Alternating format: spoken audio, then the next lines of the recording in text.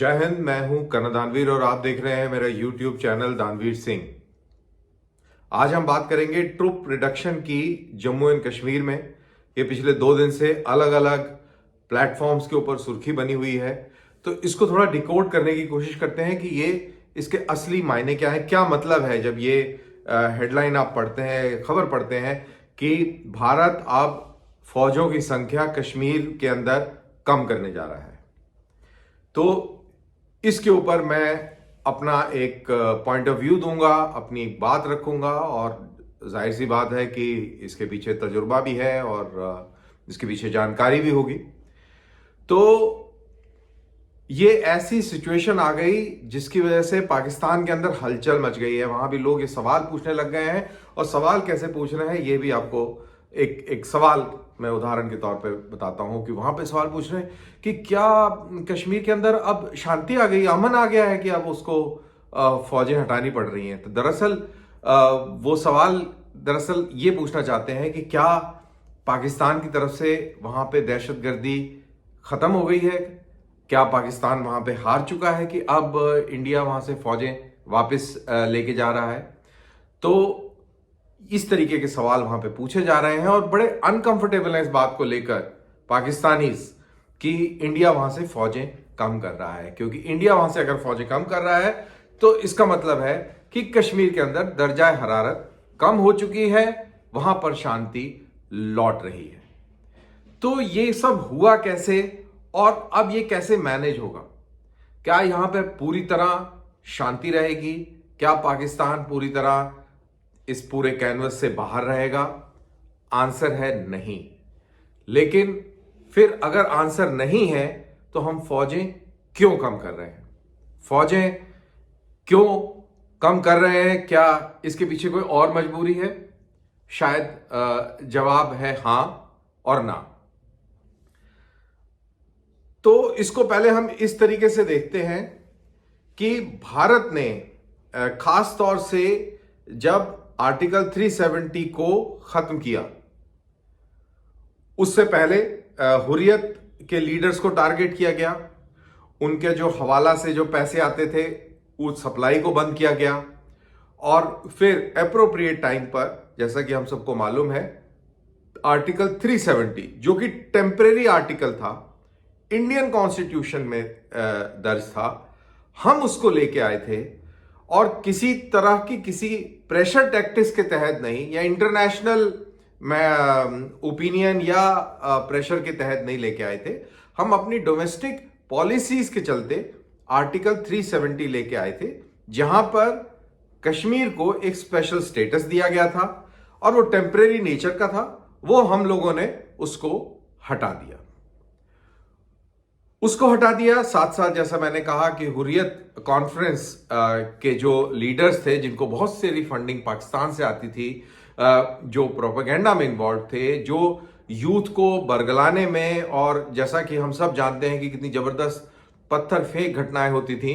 और मैं उस समय घाटी में मेरे को जाने का मौका मिला मेरे दोस्तों के पास, जब पत्थरबाजी बहुत जोर शोर से थी।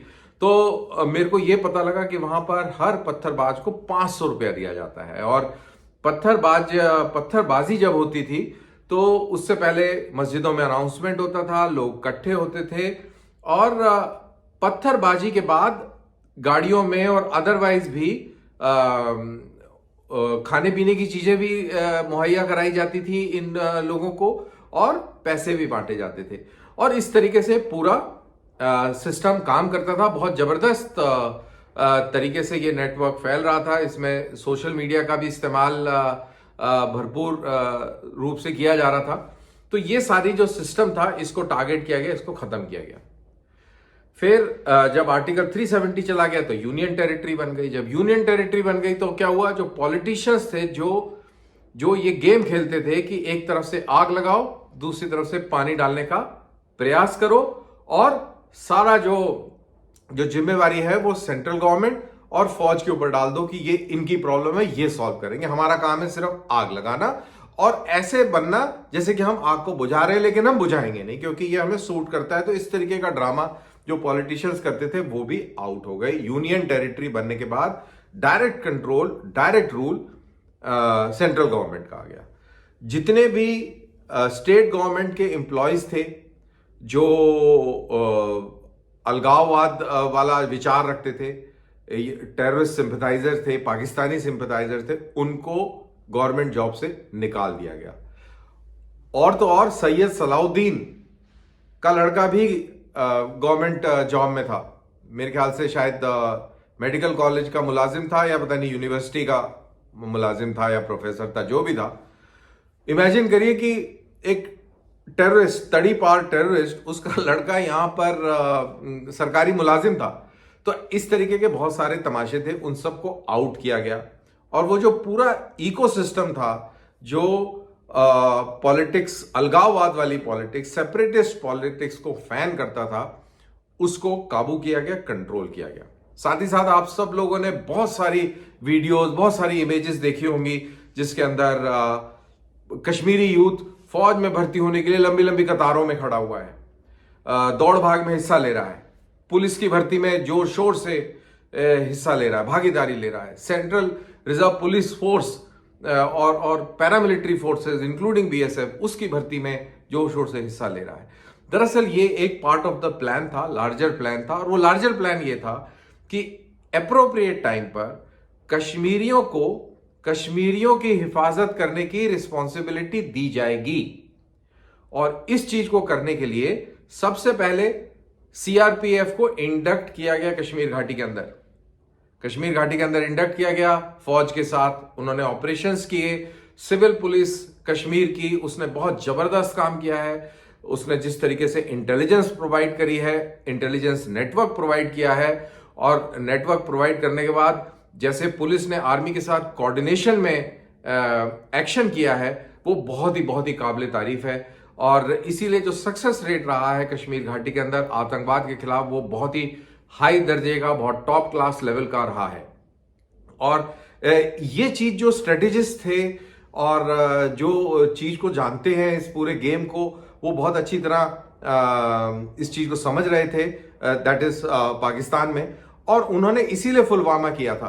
पुलवामा के अंदर सीआरपीएफ के लोग टारगेट किए गए थे, इसीलिए किए गए थे कि ये जो फोर्स को जो ट्रेनिंग मिल रही है कश्मीर घाटी के अंदर, इसका मुराल तोड़ दिया जाए।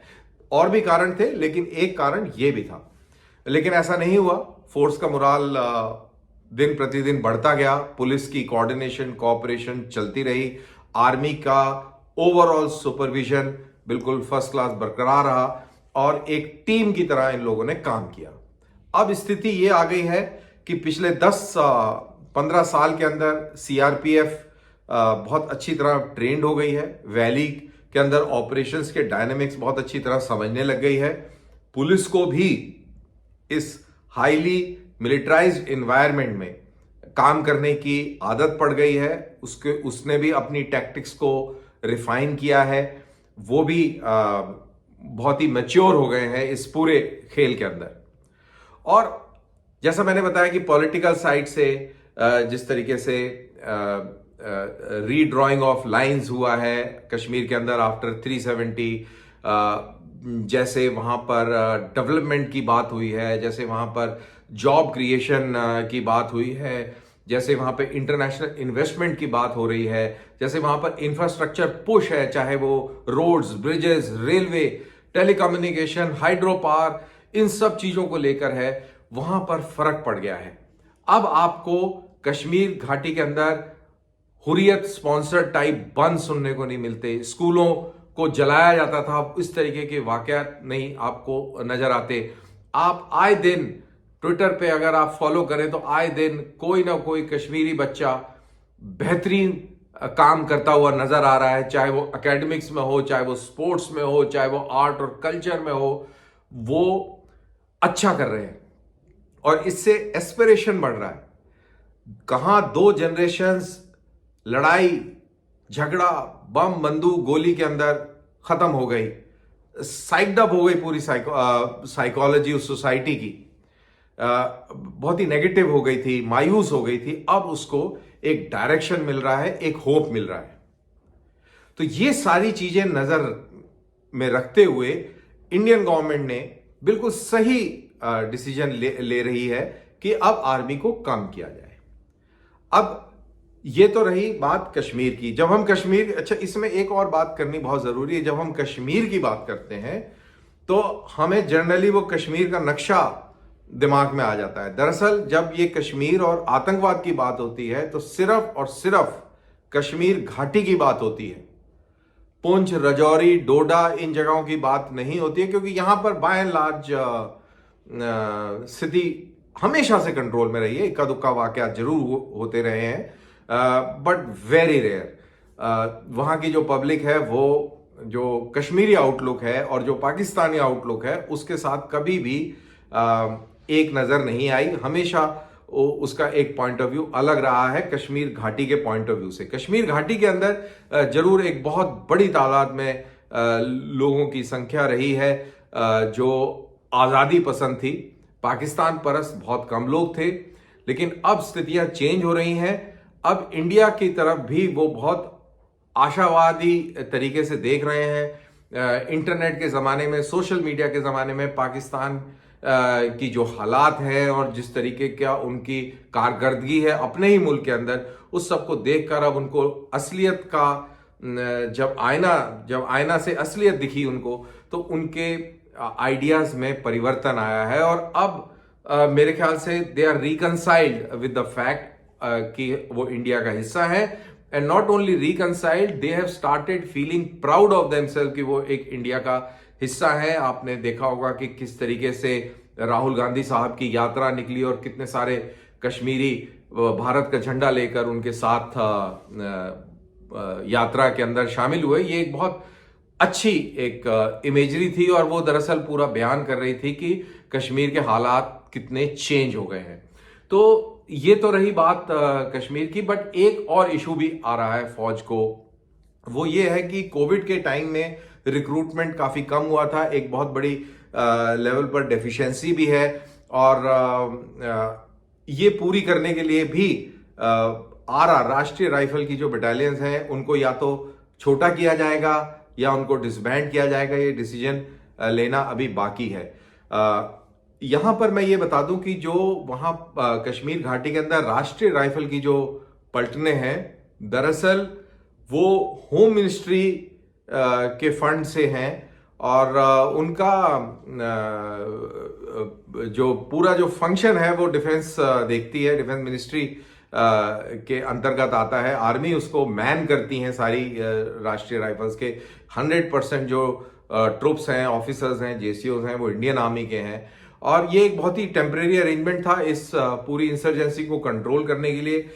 उसका रीजन ये था कि नॉर्मल इन्फेंट्री बटालियन में जहां 4 कंपनियां होती हैं, वहीं राष्ट्रीय राइफल में 6 कंपनियां होती हैं। और इन्फेंट्री बटालियन का जो स्ट्रक्चर है और जो इक्विपमेंट था वो और है, वो रेगुलर लड़ाई लड़ने वाला था। और जो काउंटर इंसर्जेंसी के लिए जो स्पेशलाइज्ड इक्विपमेंट चाहिए था, वो एक रेगुलर इन्फेंट्री के पास नहीं होता था, तो वो इन राष्ट्रीय राइफल को दिया गया। साथ के साथ एक इंस्टीट्यूशनल मेमोरी भी डेवलप होती है, तो राष्ट्रीय राइफल वहां पर परमानेंट फैक्टर इस्टेब्लिश किया गया वैली के अंदर, जिससे कि वहां पर कंटिन्यूटी रहे। नहीं तो इन्फेंट्री बटालियन जाएगी, 2 साल लड़ाई लड़ेगी और जो भी एक्सपीरियंस गेन किया होगा लेकर फिर वो पीस स्टेशन आ जाएगी, फिर एक नई पलटन आएगी। तो ये सिलसिले के अंदर एक ब्रेक होता था और इस चीज से निकलने के लिए राष्ट्रीय राइफल को रेस किया गया। लेकिन अब जैसा कि मैंने बोला कि स्थितियां चेंज हो गई हैं, ग्राउंड रियलिटीज चेंज हो गई है। और दूसरा, फौज के अंदर मैन पावर डेफिशिएंसी है, बिकॉज कोविड के टाइम के अंदर रिक्रूटमेंट उस तरीके से नहीं हुआ और जो अभी अग्निवीर का रिक्रूटमेंट भी जो शुरू हुआ है वो भी उस डेफिशिएंसी को पूरा नहीं कर पा रहा है। तो ये बातें चल रही हैं कि अभी राष्ट्रीय राइफल को डाउन साइज करके और जो फौजी जो इन्फेंट्री पलटनों से, आर्मर्ड रेजिमेंट से और आर्टिलरी यूनिट से, सिग्नल यूनिट से जो गए थे, उनको वापस अपनी पलटनों में भेज दिया जाए और डेफिशिएंसी को पूरा किया जाए। तो तीसरी चीज जो है वो है ऑपरेशनल, टेक्टिकल और स्ट्रेटेजिक। तो ऑपरेशनल और टेक्टिकल लेवल पे तो हमने बात कर ही ली है। तो स्ट्रेटेजिक लेवल पर सिचुएशन ये है कि अभी हमें चाइना के साथ में ट्रुप्स ज्यादा चाहिए। अब मैं ये बात नहीं करूंगा कि पूरे कश्मीर इलाके में कहां से राष्ट्रीय राइफल को निकाल कर और एलएसी पे डाला गया है। लेकिन आपकी जानकारी के लिए बता दूं कि राष्ट्रीय राइफल की जो पलटने हैं, जो सेक्टर हैं, वो निकल कर और लाइन ऑफ एक्चुअल कंट्रोल पर तैनात हो चुके हैं। तो इस तरीके की कार्रवाई भी की जा रही है। साथ साथ डाउन साइजिंग और जैसा मैंने बोला कि इसको डिसबैंड या इसको खत्म करने की भी बात हो रही है। तो ये सारी चीजें साथ साथ चल रही हैं और at this time, at the same time, line of control के ऊपर जो हमारी जो पेट्रोलिंग है, जो पूरा जो मैकेनिज्म है काउंटर इन्फिल्ट्रेशन का, वो काफ़ी स्ट्रांग है, काफ़ी इफेक्टिव है। मैं ये कहूँगा कि 98% इफेक्टिव है। छोटे मोटे गैप्स हैं, सिचुएशंस बनती हैं जहाँ पे दुश्मन एक्सप्लॉइट कर लेता है कभी कभी, but otherwise I would say 98% line of control पूरी तरह सिक्योर्ड है। और पाकिस्तान इन्फिल्ट्रेशन उस तरीके से नहीं कर पाता जितना कि जैसा कि वो पहले किसी जमाने में किया करता था। तो हमारे बॉर्डर सिक्योर हैं, इंटरनल सिचुएशन कंट्रोल में है, पॉलिटिकल सिचुएशन मैनेज्ड है, लोगों के अंदर एस्पिरेशंस हैं, और तो ये सारी चीजें जो है कंड्यूसिव एनवायरनमेंट बनाती हैं फौज को वहां से थिन आउट करने के अंदर। साथ के साथ हमारी जो रिक्वायरमेंट है, स्ट्रेटेजिक रिक्वायरमेंट्स हैं, जो टेक्टिकल रिक्वायरमेंट्स है, उनको भी पूरा करना है, तो वो भी एक हमें ऑप्शन प्रदान करती हैं। तो ये सारी चीजों को कंसिडर करते हुए मेरे ख्याल से बहुत ही गुड डिसीजन होगा कि कश्मीरियों की हिफाजत कश्मीरी ही करें। एंड अभी भी इंटेलिजेंस वही दे रहे हैं, बगैर कश्मीरियों की इंटेलिजेंस की सपोर्ट के वहां पर कोई भी काउंटर इंसर्जेंसी ऑपरेशन सक्सेसफुल नहीं हो सकता।